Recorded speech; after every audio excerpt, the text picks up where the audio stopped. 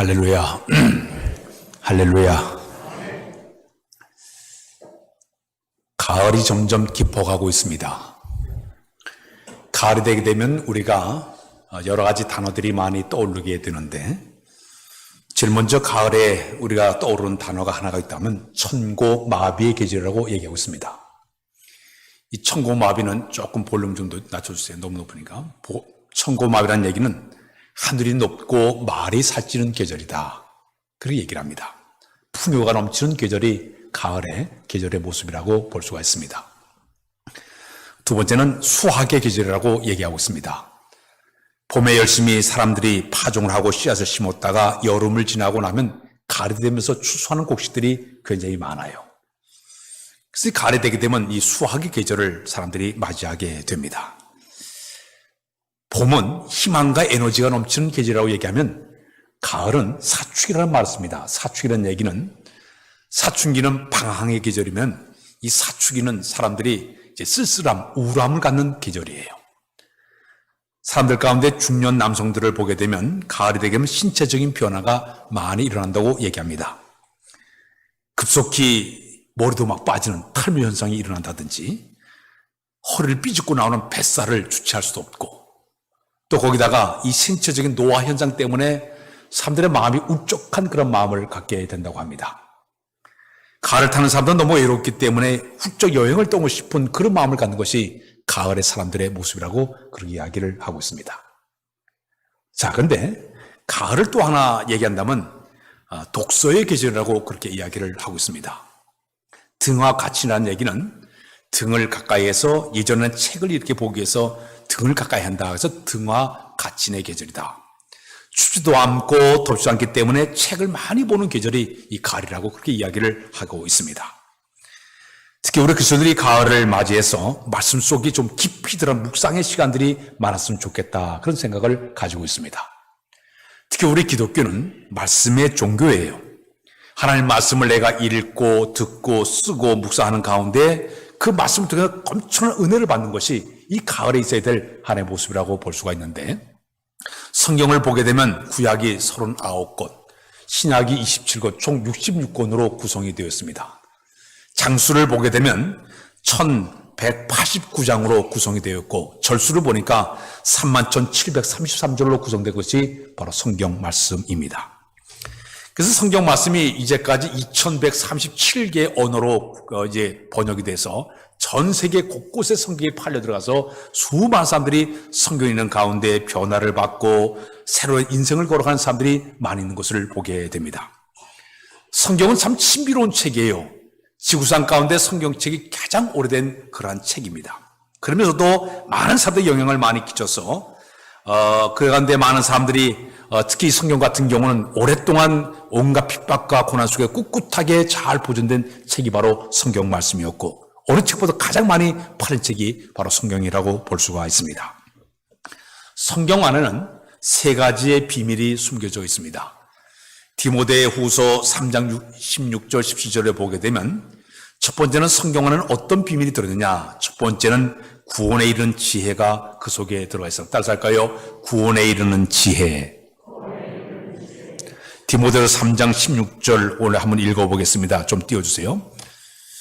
다 같이 시작. 또 어려서부터 성경을 알았나니 성경은 능히 너로 하여금 그리스도 예수 안에 있는 믿음을 말미암아 구원에 이르는 지혜가 있게 하느니라. 성경 말씀에는 우리 사람들이 구원에 이르는 지혜가 그 속에 들어가 있습니다. 이 지구상에 수많은 책들이 많이 있지만 그 가운데 이 구원에 대한 얘기를 하는 책들이 없어요. 그러나 성경 말씀 안에는 구원에 이르는 지혜가 들어있기 때문에, 성경 말씀 안에는 지혜가 이런 구원에 이르는 비밀이 들어있는 이 책이 바로 성경 말씀인 것을 우리가 알게 되는 것입니다. 두 번째는 성경 말씀은 우리 사람들을 변화시키는 비밀의 역사가 그 성경 말씀 속에 들어가 있어요. 따라서 할까요? 변화시키는 비밀의 책이다. 물론 일반 책들도 우리의 마음을 새롭게 동기를 부여하고 깨닫게 하는 내용들이 굉장히 많이 들어있지만은, 성경 말씀은 우리의 영혼과 육체와 혼을 변화시키는 엄청난 에너지가 그 속에 들어가 있습니다. 오늘 성경 말씀을 보게 되면 디모데후서 3장 17절 우리 한번 다 10절 읽게 시작. 모든 성경은 하나님의 감동으로 된 것으로 교훈과 책망과 바르게 함과 의로 교육하기에 유익하니, 성경 말씀을 통해서 교훈과 책망과 바르게 함과 의로 교육하기에 유익하다 그랬어요. 그 말씀이 내 심령 속에 파로 들어오게 되면 그 말씀을 통해서 우리의 심령이 서서히 변화가 일어나게 되는 것이, 마치 조각가가 징으로 딱딱 두드려가지고 쪼개고 모난 것을 다 다듬어가지고 새롭게 하나의 작품을 만들어가듯이 하나님의 거룩한 말씀이 우리 속에 들어오게 되면 우리의 삶 속에 수많은 변화를 일으켜내요. 잘못된 부분이 떨어져 나가게 되고 모난 부분이 떨어져 나가면서 새롭게 바뀌어지는 역사를 경험하는 것이 말씀 속에 들어있는 하나의 모습이라고 볼 수가 있습니다. 저 남태평양에 피가리라는 섬이 있던 섬이 하나가 있었습니다. 1790년도에 이 바운티호라는 배가 이제 지나가다가 배 안에 있는 사람끼리 서로 폭동이 일어났습니다. 서로 치고받고 죽고 이러다가 마침내 9명의 사람만 살아남게 되었습니다. 이 9명의 사람들이 그 섬에 이제 그 피카리라는 섬에 도착을 했습니다. 도착했는데 그 섬에는 27명의 사람들이 살고 있었습니다. 근데 이제 이 9명의 선원이 거기 도착을 해서 9명 가운데 1명이 술을 만드는 기술이 있었어요. 그 술을 만들어가지고 사람들에게 팔기를 시작했습니다. 나눠주기 시작하니까 그 섬에 있던 사람들이 그가 만든 술에 취해가지고 서서히 방탕하기 시작을 했어요. 온 섬 전체가 완전히 그가 준 술 때문에 방탕하고 죄악으로 완전히 죄악의 속으로 만들어가지고 온 그 동네 자체가 완전히 무너지고 마는 안타까운 일이 벌어지고 말았습니다.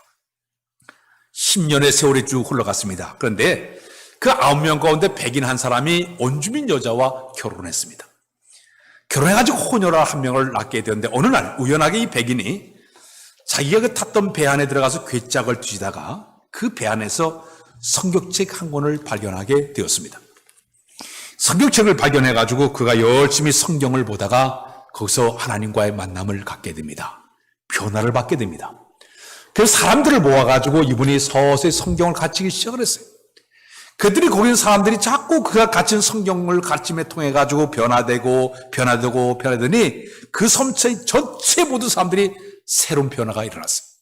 술 취하고 방탕했던 모든 사람이 술을 다 끊어버리고 방탕한 사람을 다 던져버리고 변화를 받아가지고 새로운 그 하나의 그 마을로 형성이 되게 되었습니다. 1808년도에 그 섬을 우연히 지나던 미국의 베토파소라는 배가 지나가다가 그 섬에 도착을 해봤습니다. 그 섬에 들어가 보니까 거기는 감옥도 없고 술도 없고 범죄하는 사람도 없고 게으른 사람이 하나도 아주 아름다운 삶으로 바뀌어진 것을 보게 되었습니다. 한 권의 성경책이 섬 전체를 바꾸는 역사가 일어나게 됐다는 이야기예요. 말씀 속에는 사람 변화시키는 능력이 있게 되는 줄로 믿습니다. 19세기에 유명한 그 식물학자, 농학자였던 미국의 윌리엄 크라크라는 사람이 있었습니다. 이분이 매사추세츠의 그 주린 농가 대학장으로 있다가 1876년 7월 달에 그가 일본의 삿포로 그 농림학교의 초대 교장으로 그가 취임을 하게 되었습니다. 마침내 이번에 교장으로 가면서 자기 일행들과 함께 큰 보따리에 성경책을 잔뜩 싸가지고 그 삿포로 대학을 갔습니다. 근데 일본에 있는 사람들이 물어봤어요. 이게 뭐냐고. 성경책이라고. 우리는 절대 성경을 여기 발표할 수 없다고. 안 된다고. 그래요? 그럼 우리 돌아가겠다고 그랬어요. 그래 일본 사람이 당황을 해가지고 아니 돌아가다니요. 그래가지고 간신히 설득을 해가지고 수업 시간은 절대 성경을 가르치지 않는 조건을 가지고 성경책을 가지고 들어갔습니다. 그가 이제 거기에 교장으로 있는 동안에 농업기술을 아이들에게 가르치고 시간 날 때마다 성경책을 나눠줘서 열심히 성경을 가르치기를 시작을 했습니다. 그 아이들에게 성경에 갇힌 꿈과 비전을 그들에게 심어주기를 시작을 했습니다. 그가 교장에 있는 동안에 마지막 임기를 마치고 떠날 때 고별사에 그가 유명한 말을 젊은이들이여 야망을 가지라는 유명한 말을 남기고 그가 떠나게 됐습니다. 놀라운 일은 그가 가진 성경 말씀을 통해서 수많은 젊은이들이 꿈과 비전을 가지고 성경을 통해 가지고 새로운 변화의 바람을 일으켜서 일본 사회에 엄청난 변화를 일으킨 위대한 사건이 일어나게 되었습니다. 성경 하나가 사람을 변화시킨 위대한 비밀의 역사인 것이 성경 말씀이 되는 줄로 믿습니다. 세 번째 성경 말씀은 어떤 역할을 하고 있느냐? 사람을 온전케 하는 능력의 역사가 그 속에 들어가 있습니다. 사람을 온전케 하는 능력, 사람을 온전케 한다. 온전하다는 말은 사람을 갖다가 하나님의 사람으로 새롭게 바꾼다, 수술한다는 의미예요. 이 온전의 이 말이 헬라 말로 엑셉토스 메노스라는 말을 쓰고 있는데, 이 말의 의미는 사람을 완벽하게 구비시켜서 새롭게 바꿔놓는다는 그런 말을 쓰고 있습니다. 여기 우리 성경 말씀에 오늘 오늘 디모데전서 3장 17절에 보게 되면 한번 읽어보자. 시작. 이는 하나님의 사람으로 온전하게 하며 모든 선한 일에 행할 능력을 갖추게 하려 함이라. 하나님의 거룩한 말씀으로 사람이 다듬어져서 온전한 하나님의 사람으로 바뀌어지는 것, 말씀이 들어가야 가능한 줄로 믿습니다. 어느 복음 전도자가 열심히 이곳저곳 다니면서 복음을 전하게 되었습니다. 한 번은 산속을 지나가다가 거기서 강도를 만났어요. 이 강도가 나타나가지고 그 사람이 갖고 있는 돈도 갖고 있는 모든 소지품을 다 뺏었어요. 근데 이 전도사는 끝까지 성령체를 품에 안고 모든 걸 다 줘도 나는 이것을 줄 수 없다고 이제 버티게 됐습니다. 그러니까 여기 있는 이 강도가 칼을 대면서 너 안 내면 죽겠다고 그랬습니다. 그랬더니 여기 있는 전도자가 그럼 내가 마지막 부탁 하나 드리겠다고. 내가 이 책을 주기 전에 이 책에 나오는 두 가지 말씀을 내가 읽고 내가 주겠다고 그랬어요. 주라, 읽어보라 그랬어요. 성경을 딱 펴가지고 시편 23편의 말씀은 여호와는 나의 목자니 내게 부족함이 없으로다. 그가 나를 푸른 풀밭에 누우시면 쉴 만한 물가 있는 그 말씀을 쫙 정독해서 큰 소리로 읽었습니다. 그 다음에 신약으로 딱 들어가가지고 마태복음 5장에 있는 산상보훈의 말씀을 읽었습니다. 심령이 간자는 복이 나니 천국이 쭉 하면서 산상보훈의 말씀을 쭉 읽었습니다. 그러더니 이 강도가 참 좋은 글이구만. 근데 책을 확 뺏어가지고 가져가 버렸어요. 이 사람 모든 걸 다 뺏긴 다음에 이제 이 전도사는 이제 돌아왔습니다. 세월이 수년이 흘러갔습니다. 오늘 낯선 사람이 자기를 찾아왔어요. 찾아와가지고 하는 얘기가 저를 기억하십니까? 아니, 당신을 내가 기억하지 못하는데요. 그랬더니 제가 수년 전에 그 산속에서 강도짓 했던 사람입니다.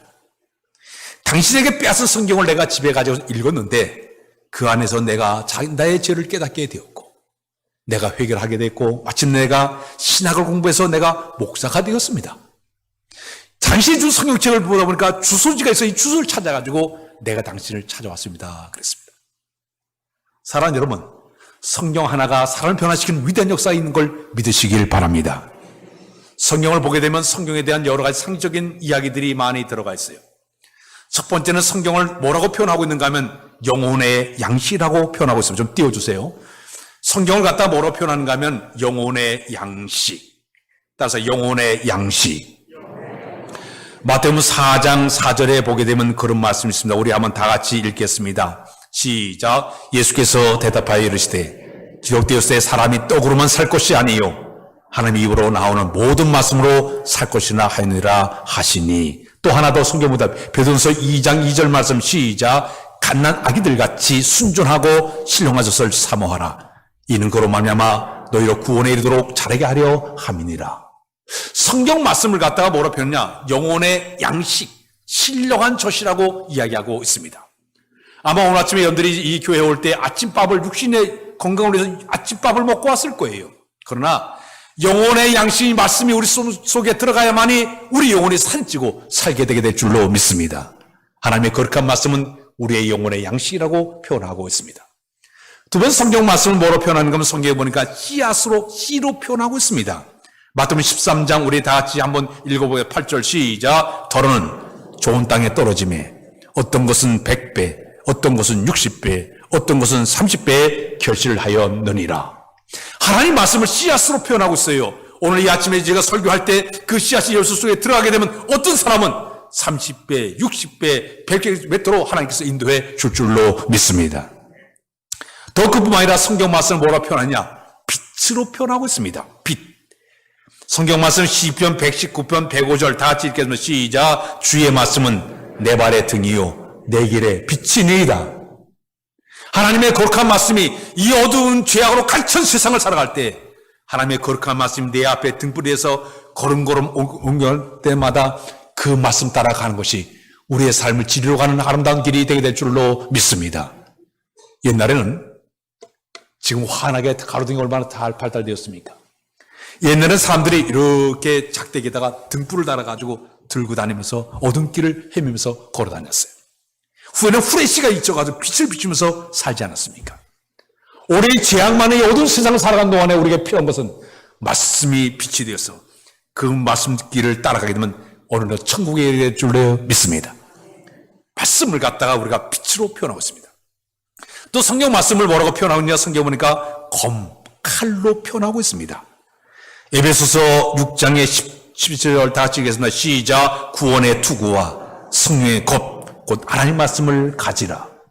악한 마귀와 싸워 이기는 방법을 성경은 이제 이야기하기를 머리에는 구원의 투구를 쓰고 가슴에는 의의 흉패를 붙이고 허리는 진리의 띠를 띠고 그리고 저 밑에는 평화 예배의 신발을 신고 왼손에는 믿음의 방패를 들고 마지막에 오른손은 말씀의 검을 가지라고 그랬어요.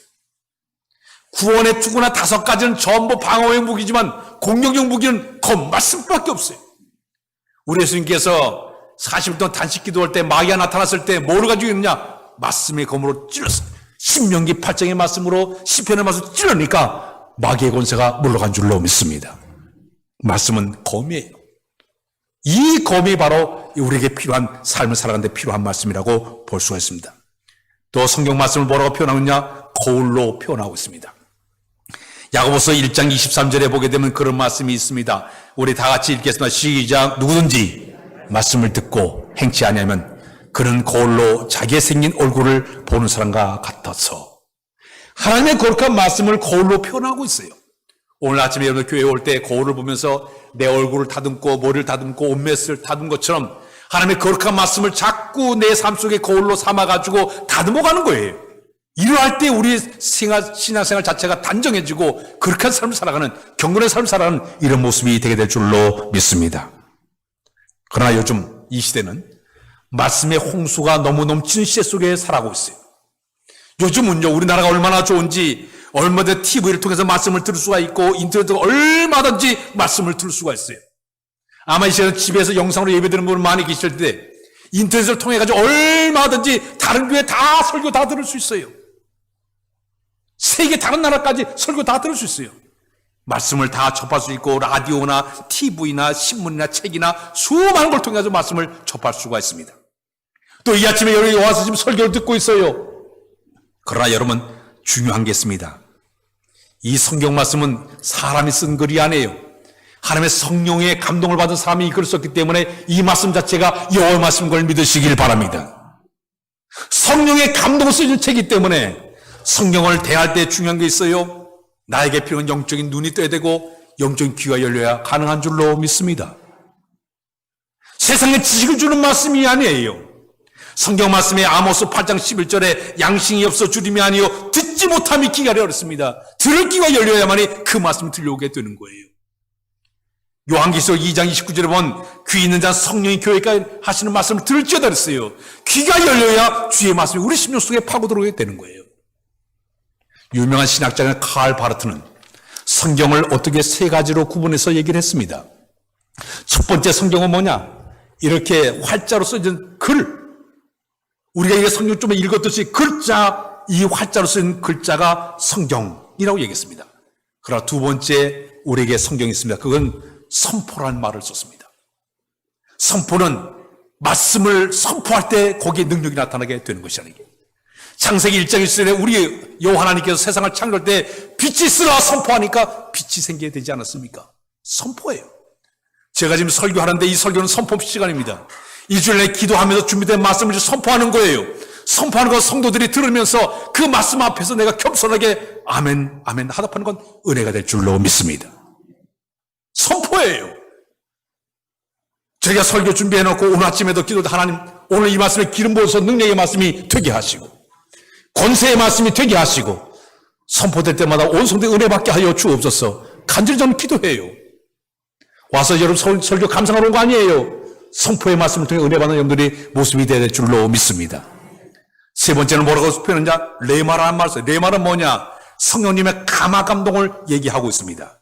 선포된 말씀 속에서 그 말씀이 작용이 강렬한 힘으로 바꿔지면서 동력이 생기면서 말씀이 내 속속에 들어오게 되다 보니까 신비한 능력을 통해서 이 속에서 짜릿한 느낌을 갖는 것. 내가 이제 성령과 선포되는 자의 그 말씀이 성령으로 부딪힘을 내가 스파크가 팍 일어나는 것. 이게 바로 레마, 성의 감동이 있어야만이 그 맛이 살아있는 말씀이 되게 될 줄로 믿습니다. 북한에 봉수교회라는 교회가 있습니다. 엊그저께 이제 청북성교회가 있어서 제가 우리 교회 와서 부흥회를 집회했던 우리 김용태 목사님 제가 만났는데, 근데 그 목사님이 총회장으로 계실 때 평양에 이제 우리나라에서 거기 6억의 돈을 보내줘가지고 거기다 교회를 이렇게 세워놨습니다. 근데 거기에 이제 입당 예배를 드리러 총회장이라 이제 평양에 방문을 해서 예배를 드렸는데 사람들이 한 300명 정도가 꽉 차가지고 예배를 드렸다고 그래요. 근데 사람들이 예배 드리는 모습을 보니까 기계적이 되는 거예요.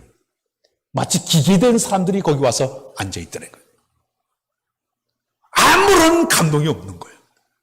알고 보니까 이 사람들이 300명의 사람들은 김일성 종합대학교에 나온 사람들, 당에 충성된 사람들, 아주 사상적으로 꽉 박혀있는 사람들이 거기 와가지고 한국 사람들이 와서 아무리 설교도 받지 못할 사람들을 거기다 앉혀놓은 거예요. 마치 계란을 가지고 바위를 치는 것 같은 그런 모습으로 예배를 드렸다고 그래요.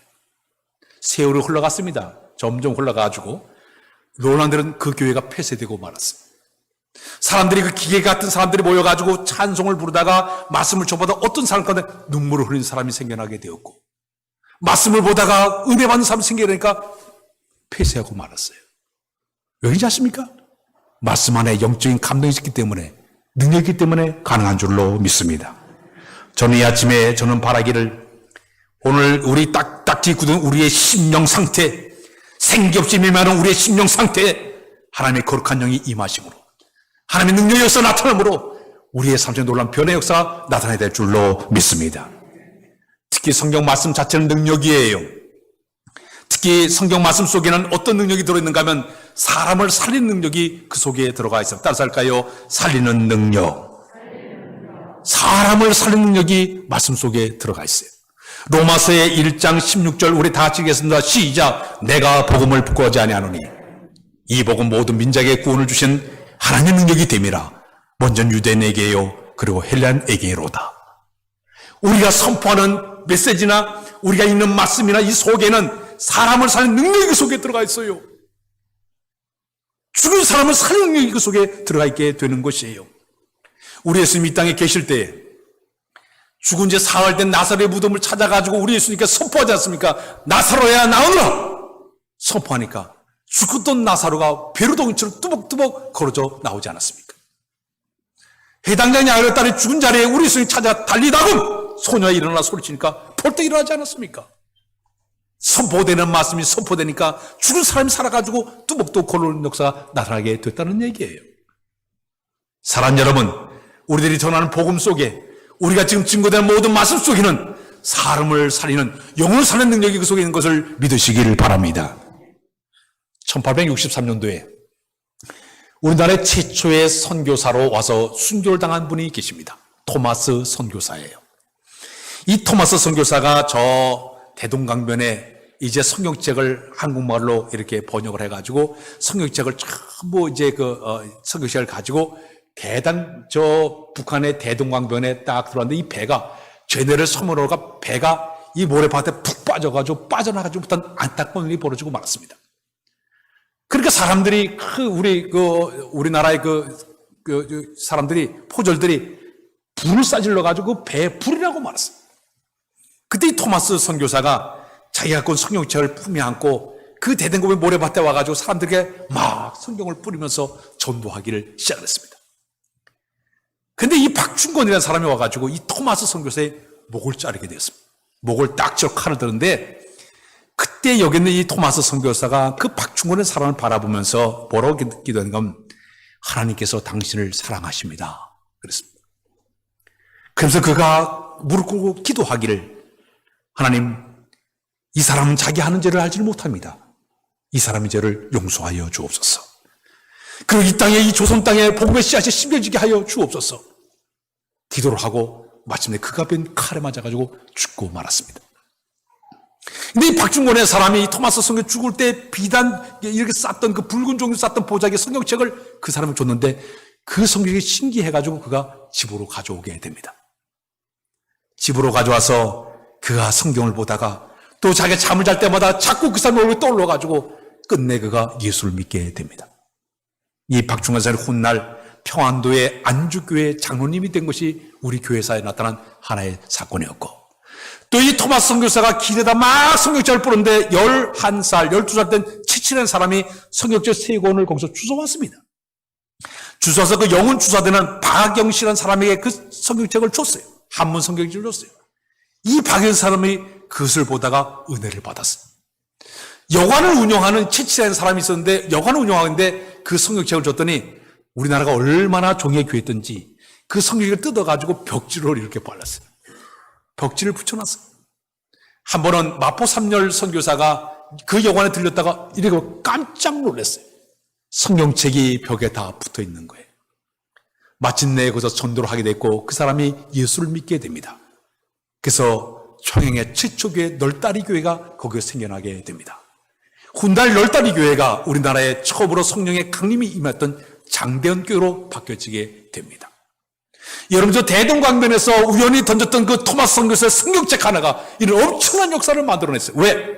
그 안에 사람을 살리는 복음의 역사가 있기 때문에 가능한 줄로 믿습니다. 지금 여러분들이 우연하게 내가 뚝뚝 전도하는 이 말 한마디도 아무것도 아닌 것 같지만 복음에는 사람을 살리는 능력인 걸 믿으시길 바랍니다. 심령을 살리는 거예요.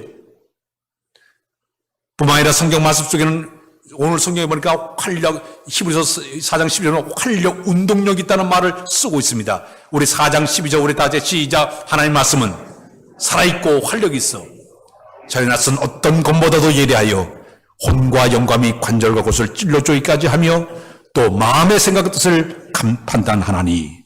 여러분, 말씀 속에는 활력, 운동력이 있다고 그랬습니다. 예레미야 23장 29절에 보니까 나 여호와가 말하노라 내 말이 불같지 아니하냐 반석을 쳐서 부서뜨는 방랑이 같지 아니하냐 그런 말을 쓰고 있어요. 이 활력 운동력은 에너지를 쓰는 말은 에너지가 있다는 얘기예요. 힘이 들었다는 얘기예요. 말씀 속에는 엄청난 힘과 능력과 권세가 들어있기 때문에 그 말씀이 심정 속에 들어가기만 하면 그것이 이 안에 들어서 역사, 운동이 일어나서 사람을 바꾸게 된다는 이야기입니다. 성 어거스틴이 로마서 13장 12절 14절을 읽다가 말씀으로 변화받아서 그 위대한 신학자로 바뀌지 않았습니까? 마틴 루터가 로마서 1장 10절 읽다가 의인은 믿음을 말며 살려야 할 것 같으나 그 말씀을 잘했기 때문에 종교교육을 일으키지 않았습니까? 조지 물러 목사, 이분은 2,000명의 고아를 돈 한 푼 없이 그를 이끌어갈 때 그는 시편 68편 5절의 말씀을 딱 붙잡았어요. 견고한 처소에 계신 하나님은 고아의 아버지요 과부의 재판장이라 그 말씀을 딱 붙잡고 2,000명의 고아를 먹여 살지 않았습니까? 흑인의 아버지 알버토 슈바이처도 누가복음 16장의 말씀을 보다가 부자와 나사로 비유를 보다가 그는 거지 같은 자들을 위해서 이랬다고 그는 이야기를 하고 있습니다. 성경을 보다 사람들이 변화를 받아가지고 위한 일을 이루어가게 되는 것이에요. 왜 이렇게 사람들을 갖다 변화시키고 새롭게 역사가 일어나고 있을까요? 시편을 보게 되면 시편 19절, 7절, 8절에 보면 이런 말씀이 있습니다. 우리 한번 띄워보시겠어요? 다 같이 시작. 여호와의 율법은 완전하여 영혼을 소송시키며 여호와의 증거는 확실하여 우두는 자를 지혜롭게 하며 여호와의 교훈은 정직하여 마음을 기쁘게 하고 여호와의 계명은 순결하여 눈을 밝게 하도다. 사랑하는 여러분, 말씀은 우리의 심령을 소생시키시고 영혼을 소생시키시고 새롭게 변화시키는 것으로 하나님의 거룩한 말씀이 되는 줄로 믿습니다.